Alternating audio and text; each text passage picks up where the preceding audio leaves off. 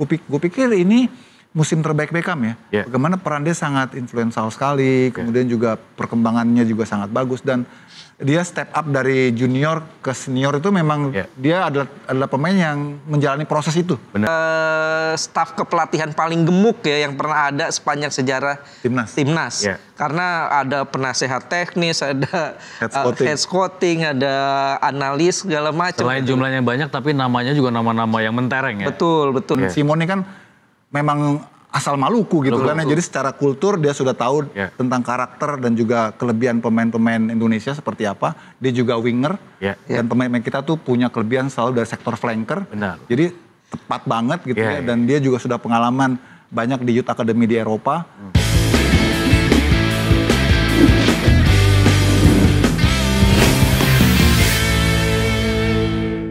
Nah ini juga Beckham ya, akhirnya dipanggil timnas.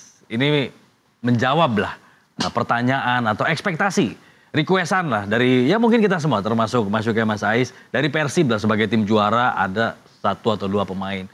Gimana menurut masuknya Mas Ais dipanggilnya Beckham ke Bali? Iya, gue pikir ini layak lah.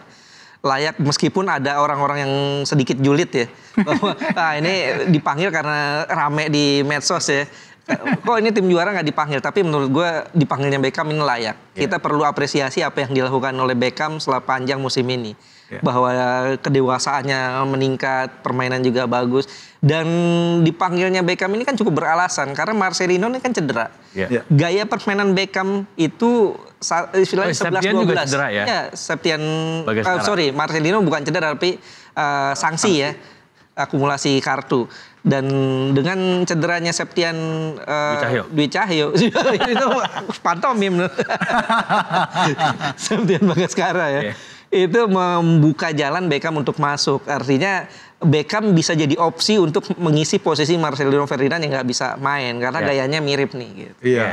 Kalau gue sih memang dari ketika kita matchday kemarin ya di bulan Maret itu gue udah sempet sounding juga gitu. Setelah matchday bulan Maret kemarin gue sounding juga bahwa apakah Beckham itu layak dipanggil? Oh layak. Kalau dipanggil layak. Persoalan kan tinggal nanti bagaimana dia bisakah bersaing dalam kompetisi antar pemain itu kan. Kok layak? Layak karena bukan karena suara-suara dari supporter, tapi memang dia sudah menunjukkan performa dia yang sangat konsisten. Gue pikir ini musim terbaik Beckham ya. Bagaimana peran dia sangat influential sekali, kemudian juga perkembangannya juga sangat bagus dan dia step up dari junior ke senior itu memang dia adalah pemain yang menjalani proses itu. Benar. Dari U19 ya? Iya, 19-23 kemarin kan bawa Indonesia juara SEA Games kan. Dan nanti tinggal bagaimana nih Beckham bisa nggak dia compete ya dengan senior-seniornya karena posisi dia itu sekarang kan juga ada Egy juga, ada Yakob juga yang sama-sama flanker kan. Cuman tadi dikatakan oleh Ais benar bahwa tipenya itu tipe skillful gitu kan sama kayak Marcelino, sama kayak Egy juga yang bergerak di antar lini, yang melakukan penetrasi inverted gitu kan. Itu kan gayanya Beckham. Tinggal opsi ini yang bisa dirangkum oleh Kluivert untuk menentukan siapa yang pada kesempatan kali ini yang akan terpilih masuk ke squad, kemudian mana yang harus menunggu. Sekarang kan layernya udah penuh nih layernya, jadi nanti ada yang di lapangan, ada yang di bench, ada yang di tribun. Ya suka nggak suka memang itu realitanya. Karena kita nih dari kualifikasi Piala Dunia zona Asia kita ini yang paling banyak memanggil pemain 32. Cina itu cuma 26 apa gitu. 26 apa 25 ya? Ah itu dia kan. Jadi ya karena beda kalau itu kan hak pelatih untuk manggil pemain. Apalagi ini ada waktu untuk seleksi kan biar dia menentukan nanti siapa yang akan dia panggil di roster terakhir gitu ya. Iya. Oke, nah kemarin kan ada Lily Pali juga. Sebenarnya di Persib juga kan masih ada Mark Klok yang bagus ya. Sebenarnya layak gak sih Mark Klok? Atau karena lihat di lini tengah ini udah penuh, ya udah susah juga. Sebenarnya pemain Persib Bandung itu, kalau misalnya Kluivert, menurut gue ya, kalau Kluivert membuat list 100 pemain, itu masuk. Mark Klok, Beckham, itu masuk sebenarnya. Mungkin Rahmat Irianto, ada Malis, masuk ke dalam list 100. Tapi kan yang dibutuhkan kan 30-an. Ujungnya 23 gitu kan. Ya akhirnya melihat juga kepadatan di lapangan tengah. Mark Klok mungkin harus ngantri ya di belakang dari Ivar Jerner, di belakang apalagi sekarang ada Pelupesi gitu kan. Terus di belakang ada Tom Haye juga kan. Bukannya dia nggak qualified. Cuman ini kan menyangkut antrian, urutan gitu loh. Itu yang perlu disadari oleh masyarakat bahwa ya kondisi timnas sekarang memang levelnya berbeda. Kecuali kita seperti era sebelumnya yang lebih banyak mengandalkan lokal. Kalau sekarang kan kita memang pure abroad ya. Yang kita harus menyesuaikan yang lokalnya gitu.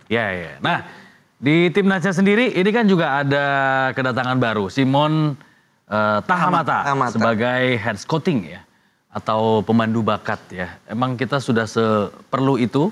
Artinya kan ini berarti mau nambah lagi dong ya, walaupun misalnya tugasnya holistik ya, baik memandu bakat di dalam negeri dan maupun di Eropa gitu, atau di luar negeri, diaspora. Ini menarik sih, kita mungkin baru sekarang ya head scouting itu diumumkan ke publik ya. Sebelum-sebelumnya belum pernah ada head scouting yang diumumkan ke publik sebagai sebuah bagian dari kepelatihan.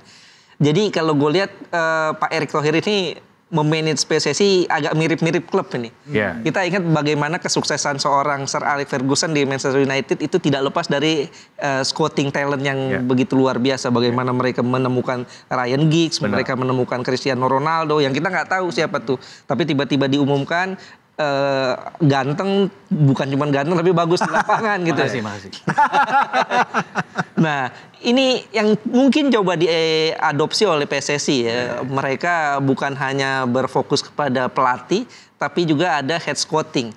Bahkan kalau menurut gue ini adalah staf kepelatihan paling gemuk ya yang pernah ada sepanjang sejarah timnas. Karena ada penasehat teknis, ada head scouting, ada analis segala macam. Selain jumlahnya banyak tapi namanya juga nama-nama yang mentereng ya. Betul. Ya ini yang menurut gue ya kita patut apresiasi sih gitu loh. Terlepas dari nanti apapun hasilnya, ini patut kita apresiasi. Apalagi Simon Tahamata ini kita tahu dia legendnya Ajax Amsterdam dan dia memang qualified banget untuk bisa menjadi head scouting. Dia juga jadi talent scouting di Ajax, Standard League juga pernah, dan bahkan dia punya Simon Tahamata Soccer Academy.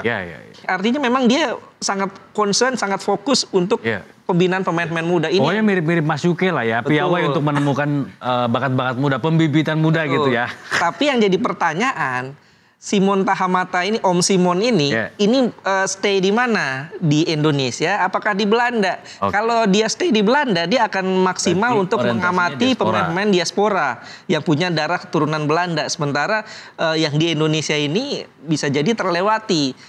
Kalau seandainya dia stay di Belanda, ini bisa diakali, dia harus pilih orang Indonesia sebagai perwakilannya. Misalnya merekrut Coach Indra Syafri gitu untuk jadi staffnya untuk bisa menjadi head scouting di justru pertanyaannya kenapa nggak Coach Indra Syafri aja?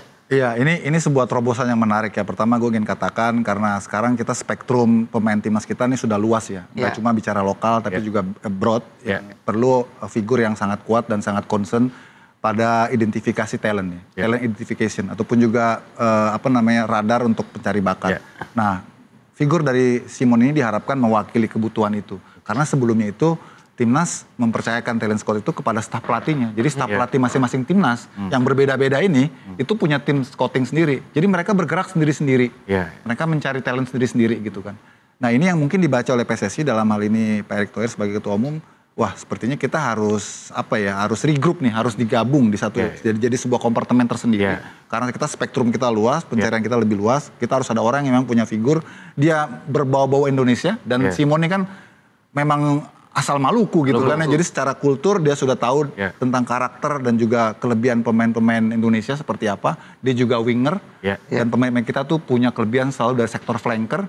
Jadi tepat banget gitu dan dia juga sudah pengalaman banyak di Youth Academy di Eropa, dia juga lama di Belgia juga, bahkan dia warga negaranya Belgia. Nah jadi dari situ mungkin diharapkan bahwa Simon ini banyak bisa memberi memasang mata, ya tentu tadi kata Ais nggak cuma yang gue harapin juga nggak cuma dia mengamati pemain-pemain abroad yang ada di Eropa, tapi juga di Indonesia. Artinya akan ada divisi baru ya. Yang ini istilahnya kayak pohon faktor gitu ya. Dia di atasnya, nanti ada yang staffnya dia di Eropa dan juga yang ada di Indonesia. Yang terpenting modulnya sama. Kriteria talent identification-nya harus sesuai dengan apa yang memang dibutuhkan oleh tim ini, oleh tim scouting. Sehingga anak-anak yang nanti akan terjaring dan punya potensi, itu memenuhi kebutuhan timnas secara karakter, secara skema gitu ya. Jadi lebih tajam lagi. Itu sih menurut gue bagus ya. Perlu lah itu. Artinya masih akan ada beberapa lagi pemain naturalisasi. Oh iya. Iya. Gini. Tapi Pak Suke kemarin kita ngobrol, kita mau nambah berapa lagi, udah numpuk. Untuk youth itu, sekarang kan level kita naik. Oh, iya. Sekarang youth kita kan udah di Piala Dunia nih. Iya. Berarti untuk next generation. Iya, Simon Tahamata tuh kan 2010 pernah datang ke Maluku dan dia mengomentari tentang gebrakan kita ketika itu melakukan naturalisasi terhadap pemain-pemain timnas seperti Eloko. Kemudian ada Iqbal Nevo, terus ada Greg Nokolo. Dia bilang kalau cuma sporadis, cuma by event aja, accidental, maka nggak akan long last. Nah, Simon sekarang melihat timnas dengan proyek naturalisasi ini berbeda dengan yang dulu. Kalau sekarang ini memang berkesinambungan. Kita yang U17-nya kemarin ada Welber. Terus ke atas dikit ada, ke bawah dikit ada Raven. Welber di 16, Raven 20, terus ada Tim Gapens, ada Max Dion. Terus di atasnya lagi ada Rafael Strike. Kan ini perlu di feeding terus kan. Supaya kesinambungan itu nggak putus. Karena gimana pun nanti ujungnya mereka yang di junior ini kan akan ngefit ke atas. Kalau gapnya terlalu jauh dan nggak disiapkan dari sekarang, wah nanti itu repot PSSI. Jadi kayak one season wonder. Timnas yang di senior ini kan dia akan menua juga gitu. Harus mulai disisipin kan ke atas. Makanya Marcelino, Skrido itu jadi idolnya buat di bawah bahwa ini akan ada proyeksi nanti yang di U20 akan naik ke 23 loh. Terus itu ke senior loh. Itu yang mungkin akan coba dirangkum oleh Simon ini dalam sebuah metode supaya kesinambungan dalam scouting itu terjadi buat timnas. Gitu. Jadi supaya ada sistem yang jelas, struktur yang jelas, metode yang jelas dan solid ya. Solid. Karena ada dalam satu struktur tadi. Oke, kita lihat nanti sepak terjangnya Om Simon ya. Mudah-mudahan memang bisa menghasilkan keajaiban seperti harapannya Pak Erik ya. Mudah-mudahan PSSI dan Simon bisa bekerjasama dan menghasilkan keajaiban.